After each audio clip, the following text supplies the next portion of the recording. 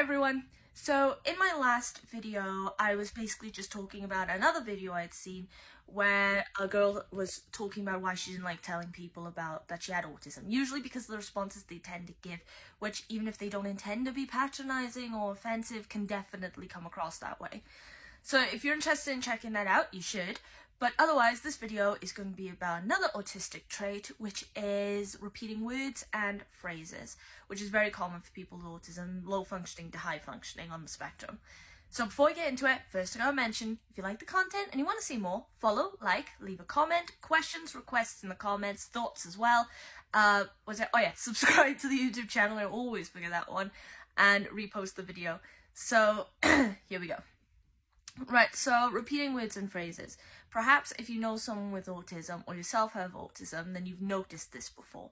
Because although it's more of a subconscious, instinctual thing that people with autism tend to do, not like planned or intentional, afterwards, of course, they're very aware that they've done it. In my case, it's not something I do too often. Because, again, people with autism vary, from individual to individual. So I don't do it often, but sometimes I do. And most of the time, I actually do it intentionally. But that's the point, because repeating words and phrases is usually a very instinctual thing. I do it intentionally. There's the difference. However, there is a word for it, by the way, called echolalia. And the reason why people with autism may repeat words and phrases is because it's a sort of method that they have to sort of internalize or process information, because a lot of time that can be really difficult depending on how severe your autism is, or depending on you as a person or the situation you're in. Dealing with information can be a struggle. So sometimes it's used as a sort of, like I said, method of retaining information, especially in complex social situations, or when they're feeling particularly overwhelmed and they feel like they need to remember something, they need to process it, understand it. They will repeat it to themselves. But it can also be a sort of language skill, as in lots of people with autism usually traits of autism show up when you're really, really young, right? And they begin to show up during your developmental stage, which includes, of course, learning language. And people with autism may, especially those with communication difficulties, verbal communication difficulties, because plenty of people with autism may struggle to formulate words in the first place, which is one of those situations when the behaviour is kind of obvious and you can see it, especially when you're trying to talk to them. But when you're a kid, it's the same as when you're a child and you're trying to you just instinctually repeat the words that you hear around you. Sometimes, words you shouldn't repeat, as we've probably all done, and you get in trouble for, or sometimes parents find it funny. But it's the same kind of idea, because they're trying to learn the language, so they repeat it over and over and over again, or a phrase over and over and over again, so it stays with them, so it sticks. However, it can also be used as a method of sort of comfort and self-soothing. So again, when they're feeling really overwhelmed, or they're in a situation they don't understand, then they may repeat it, whatever the word is or whatever the phrase is, over and over again, to sort of help soothe them and comfort them. Think of it like, maybe you've seen, maybe you haven't, or TV shows, or in real life, but a situation when someone's really, really, really upset, or borderline breakdown, and they hold their head and they just say, stop it, stop it, stop it, stop it. That kind of thing, yeah? Now, that's an extreme case, you're going on a breakdown, but it can happen when you're just trying to relax as well, almost like a form of meditation, I suppose. Now, in my case, I've usually seen it in the situations when someone's overwhelmed in a negative way and they're feeling stressed, or they're feeling pressured, or they're feeling upset. And again, one of my brothers does do that a lot. When he gets like that, he might hold his head and he'll repeat, shut up, shut up, shut up, shut up. It's something you don't want to hear if you're the person, for instance, arguing with them, or if you're the person trying to calm him down, because shut up is a rude thing to say to people. You should try not to say it. But for him, he's not just saying shut up because he wants people to shut up. He's saying it because over and over again, because he's trying to calm himself down.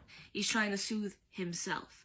So that may be common, even with people who have low functioning autism, so they're lower on the spectrum, so it's less obvious in their behavior.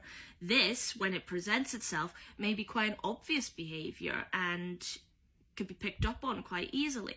I remember seeing a documentary once which is all about people with neurodiversity and how they, especially autism, and how they kind of go through life, how they deal with things, and all of them were on a different level, and all of them had communication skills. But there was one woman who came across as really bubbly, really funny. She was a singer, she loved doing what she did, she was married, so she had a husband and everything.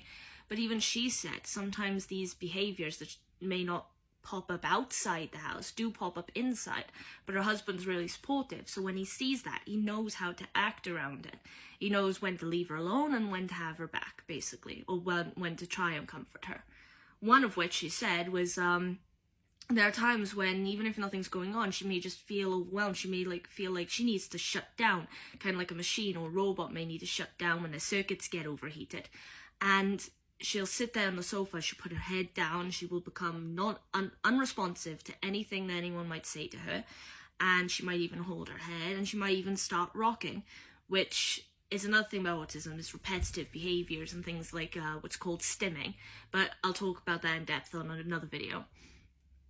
So yeah, when it comes to communication skills, repeating words and such, and repeating phrases, it can also be a method that people with autism, again depending on the severity and the individual, may use to sort of convey to others or communicate to others their needs or what they're thinking or answers to questions, especially in cases when they might not be able to formulate the words themselves, or they find it difficult to formulate the words, in which case they're repeating phrases or words they've said, or not said, that they've heard, to communicate what they need or what they want in a simpler form, because again, with autism, it's hard to regulate your emotions or even what you're thinking. Half the time you have no idea what you're doing, yeah, or what you're feeling or what you're thinking at the time. For me, that's all the time, which is why I tend to analyze it and why I think it's important to talk about it. But yeah, so that's the thing. Repeating phrases and words, echolalia. There's many different reasons why someone might do that with autism, sort of instinctually, subconsciously, or intentionally. Me, when I said I do it intentionally, I do it to process information, because I know when I've repeated it in the past on a subconscious level, it's helped me remember things. I said in a previous video, I'm really good with my memory, right? Especially when it comes to scripts and lists. Part of the method I use for that is I repeat what I've read or what I'm trying to memorize over and over again. About 3 times is the magic number for me. 3 times and it sticks and it doesn't go anywhere. So when I'm reading a script and I pick a character, or I'll even memorize all the characters' lines, so then I know what everyone else is going to say. I know when I'm supposed to come in, and I can help them when they struggle. That's happened a lot, because I'll pick a character, I'll memorize their first 3 lines, and I'll repeat those first 3 lines one after another 3 times, then move on to the next 3 lines. It sounds like it'd be a slow process, but it isn't for me. It can happen in 10 minutes tops.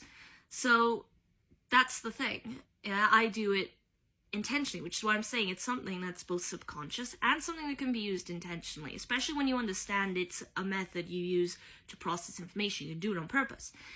So yeah, there we are, and I think those are the main points to talk about when we're discussing repeating phrases and words if you have autism. So I hope that was helpful, in case you weren't aware why people do it, or in case you just find it interesting, or you can relate and you do it yourself. But I think that's all I need to say about it. So that's where I'm going to end the video. In the next video, I'm going to start again on ADHD, but the video after that will be autism. So it'll be kind of like ADHD, autism. So I'm still covering both subjects, okay? And again, if you have any questions or queries, just put it in the comments, and follow, thoughts in the comments too. Subscribe to their YouTube channel and repost the video, because I warned you to. Yeah, aside from that, I think I'm done, and I'll see you next time. Bye.